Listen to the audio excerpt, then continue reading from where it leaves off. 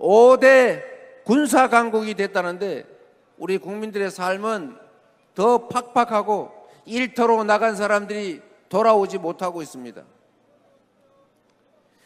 지금 중대재해처벌법 가지고 폐지를 하라느니 악법이라느니 이런 얘기하는 분들 있던데, 일단은 이 중대재해처벌법은 여당 야당이 합의해서 만든 법입니다. 국민의힘이 같이 합의해서 사인해놓고 그걸 악법이라고 국민의힘 후보가 주장하면 되겠습니까? 1년에 1000명 가까운 사람들이 먹고 살자고 일터로 갔다가 되돌아오지 못하고 있어요. 살자고 하는 일이 죽자고 하는 일이 된 이 암울한 현실을 바꿔야 되는 것 아닙니까? 노동을 존중하고 우리 국민 대다수가 노동을 통해서 먹고 살고 있는데, 그 노동자들이 노동 현장에서 안전시설 미비로 과로로 그렇게 목숨 잃고 그 집안이 풍비박산이 나는 게 그게 타당한 일입니까, 여러분?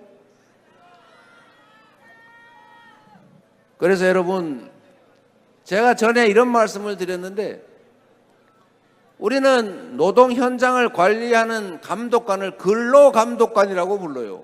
근로감독관. 일 잘하나 안 하나 감독하는 사람입니까? 그게 아니고, 근로감독관은 노동 현장에서 안전시설, 안전기준을 잘 지키고 있나, 노동자들이 혹시 임금 떼어먹히지 않나, 이런 거를 지켜주는 그런 사람들을 근로감독관이라고 해요. 이름 좀 바꿔야 되는 거 아닙니까? 근로감독관이 아니라 노동보호관이라든지 산업안전관리관이라든지 그냥 줄여서 노동경찰 이렇게 바꿔야 되는 거 아닙니까?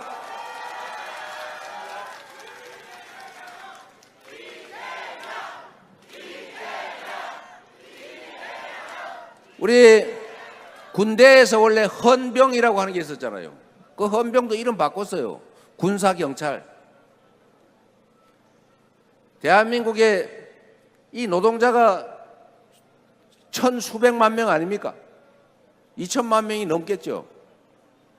그런데 이 노동 현장에 이 노동 조건 미비로 법이 정한 근로기준, 노동환경 기준을 안 지켜가지고 무슨 안전사고로 추락해서 죽고 떨어져서 깔려 죽고 무슨 가스가 새가지고 질식해서 죽고 무슨 도로공사하다 무너져서 죽고 질병이 걸려서 죽고 이런 거 최소화해야 되는 것 아닙니까, 여러분?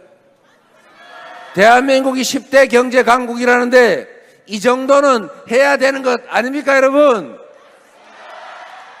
그런데 이 노동 현장을 관리, 감독하는 인력이 대충 3,000명을 넘지 못하고 있어요.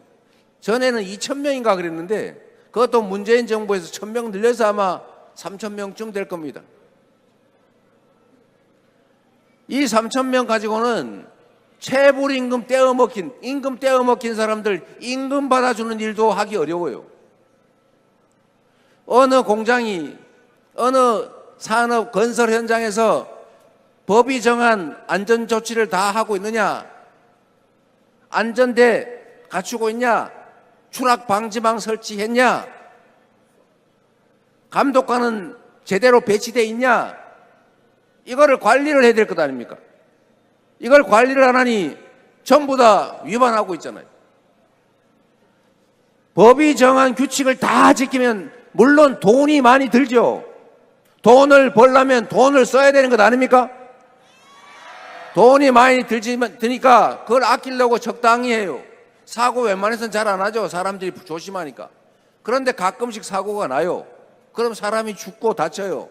그러면 어떻게 되느냐? 지금까지는 산업재해 보험이 들어있으니까 배상은 대부분 보험으로 해줘요. 근로재해보험이라고 초과되는 혹시 피해 배상해 드릴 것은 일반 보험 들어요. 그러면 배상해 줄 게 없어요. 위자료 조금 주면 돼요. 그리고 형사처벌을 하면 기껏해서 현장의 과장, 관리자만 처벌해요. 이 안전시설, 안전조치 안에서 돈은 누가 벌었어요? 사업자가 벌었지 않습니까? 그런데 이 사업자가 안전시설 안에서 누군가 죽고 다치면 그 책임은 누가 지냐? 이익을 보는 사람이 아니고 고용된 관리자, 그 사람들만 책임진다고요. 그러니 법을 어기고 안전조치를 안 하는 게 이익이니까 계속 그렇게 하는 거 아닙니까? 그러면 어떻게 해야 돼요? 법을 어기고 이익을 보는 걸 못하게 하는 게 정의 아닙니까? 법을 어기고 이익을 보다가 법을 어겨서 누군가가 피해를 입으면 그에 대해서 책임을 묻는 것이 정상 아닙니까?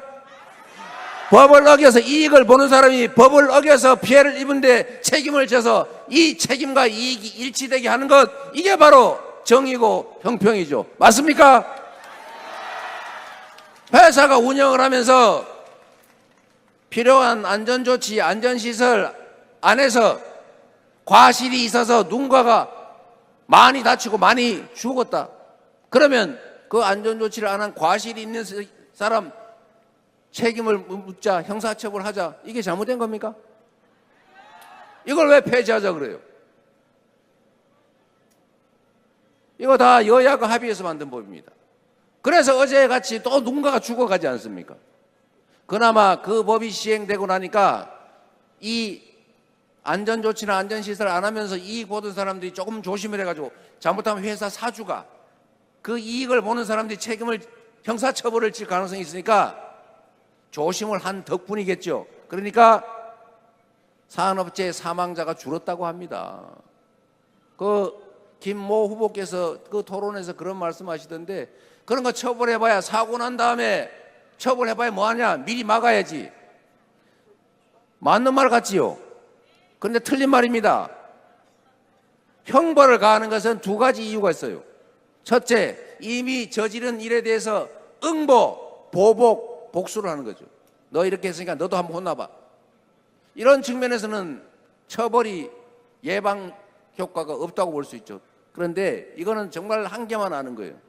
이상하게 동전의 한 면만 보는 사람들이 요새 많더라고요. 양면을, 다 전면을 봐야죠.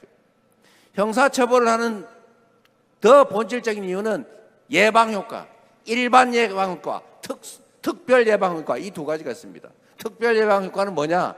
그 죄를 저지른 사람이 처벌을 받고 나서 정신을 차려가지고 다시는 죄를 짓지 않게 하는 것, 재범을 하지 않게 하는 것. 두 번째, 일반 예방효과. 다른 사람들이 처벌받는 걸 보고, 아, 저렇게 하면 처벌받는구나, 나 조심해야지, 이래서 범죄를 예방하는 효과가 있는 겁니다.